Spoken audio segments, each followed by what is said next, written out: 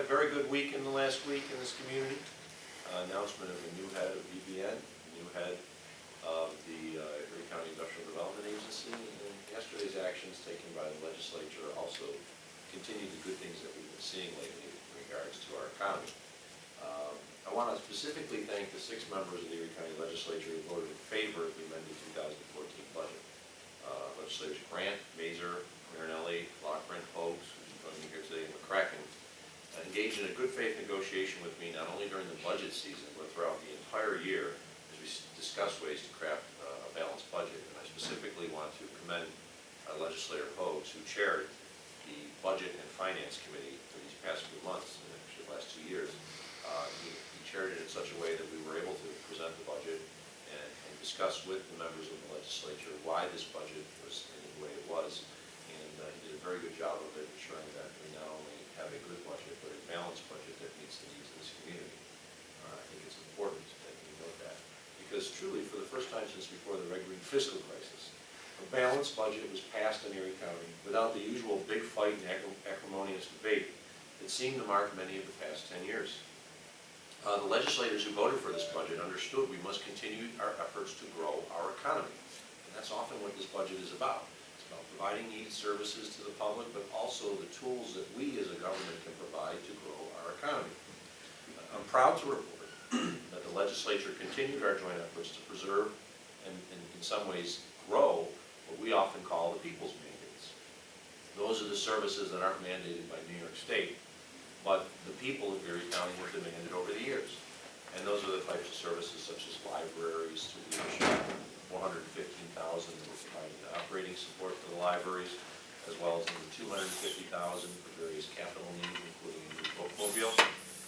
$2 million to help rehab the botanical gardens, which will result in immediate rehabbing and rebuilding of a number of the greenhouses, which truthfully are in serious disrepair.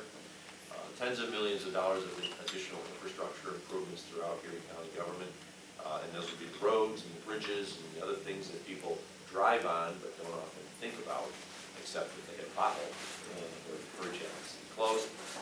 New vans for our senior services going places program. The van and the fleets have truthfully been pretty old, and we knew it was time to start replacing these. Many of the vans have over 125,000 miles on it, and you're taking your seniors across the community to the doctor's appointments, pharmacists, grocery store. The last thing we can afford is having truthfully vans break down along the side of the road.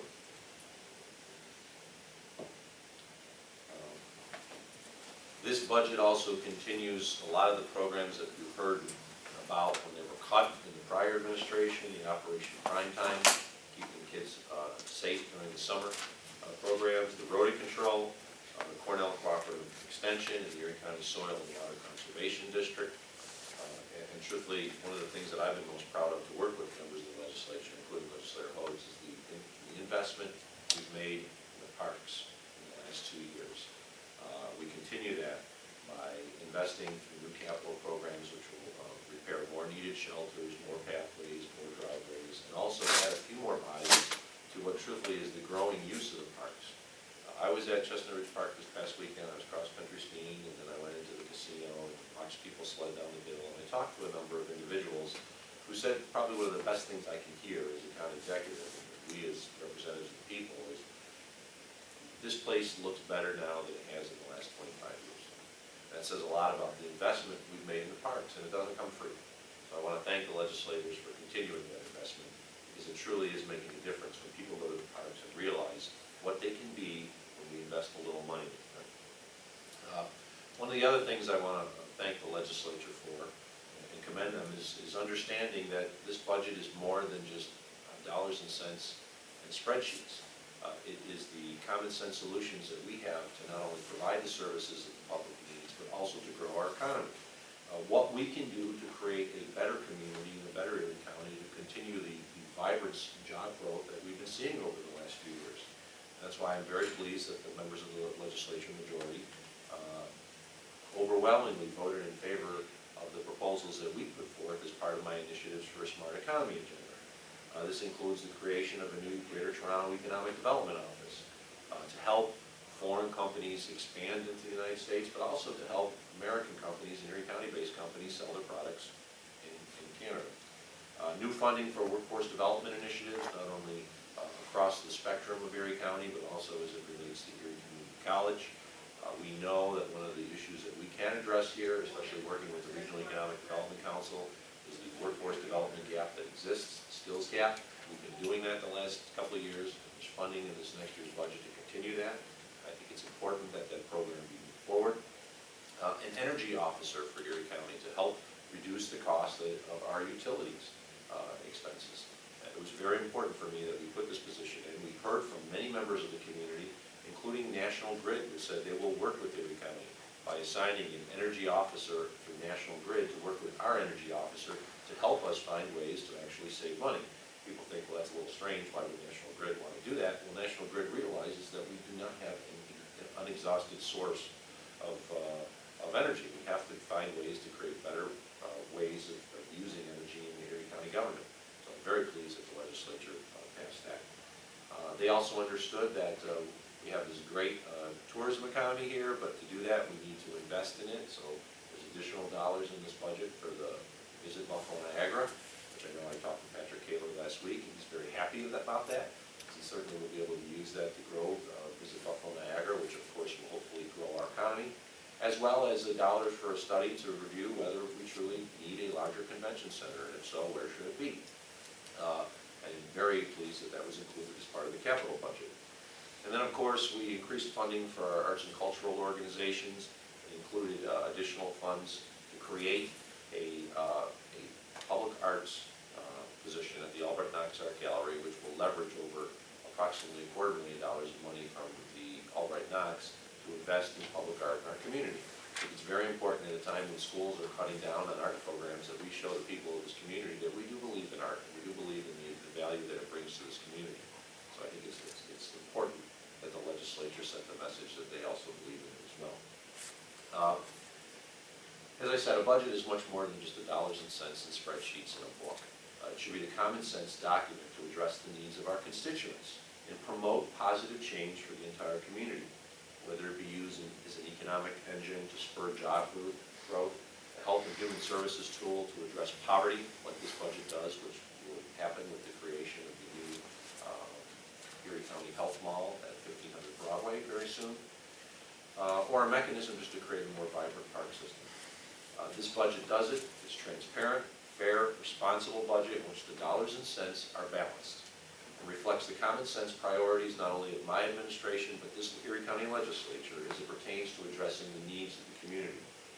Now, as a result of the good faith negotiations entered into by members of the Legislature's Majority Caucus, especially as represented by Legislator Hogues, Chair of the Budget and Finance Committee, this budget serves the needs of the community. And I truly hope the budget process is a good faith negotiation with the individual members of the legislature, sets the standard for future budget negotiations, of course, when there's a new majority in office come January. I do have to note I was a little disappointed that the members of the minority proposed a budget package, which would not only have cut out almost every one of my initiatives for a smart economy proposal, but would have cut county government as well by reducing the services that are provided to the public. I hope they understand that only by working together can we truly serve the needs of the community and craft a realistic, balanced budget that meets the needs of all of Erie County's residents. And I look forward to continue to work with the legislature, whatever it may be, come January, as well as the Erie County Fiscal Stability Authority, to truly serve the needs and meet the needs of the people who are our bosses, the people of Erie County. At this time, I'd like to turn over to Legislator Hogues and say a few words as well. Thank you so much, Mark. As the county executive said, we had a great time deliberating the budget. We had some good conversation. All of the department heads did a wonderful job presenting. And the thing that had one of the biggest impacts on our decision was at the public hearing and hearing from the community. And each and every one of them continued to emphasize the importance of having parks being kept up, having to add the additional individuals to keep up the parks. The cultural organizations emphasized the importance of the funding and the impact that it had on them. And so I believe that we passed a budget that is fair, that is balanced, a budget that the citizens of Erie County can be proud of, and it step forward towards the initiatives of the smart economy. And so just last night, we had a hearing on, from the Energy and Environment Committee on fracking. And a lot of the individuals that came spoke about a greener economy, being more efficient. And so our energy officer that we approved takes a step in that direction. And so those are the types of things that we have to continue to look at and continue to do, because no one wants to see an increase in their property taxes. And so in order to provide the services that the people mandate, the people say we have to have, then we have to figure out smarter ways to run government, to run our businesses. And so I think this is a step in the right direction to make sure that we have access to that by doing things smarter and doing things more efficiently. As the chair of the Finance and Management and Budget Committee, I appreciated the opportunity to facilitate this, and I thank my partners in government for participating, and I thank the community for coming out and speaking and letting their voices be heard. So I am proud that we were able to pass this budget, and I stand by the county executive. Thank you. Thank you. Thank you, Legislator. Be glad to answer any questions you may have. Mark, how much of the budget is actually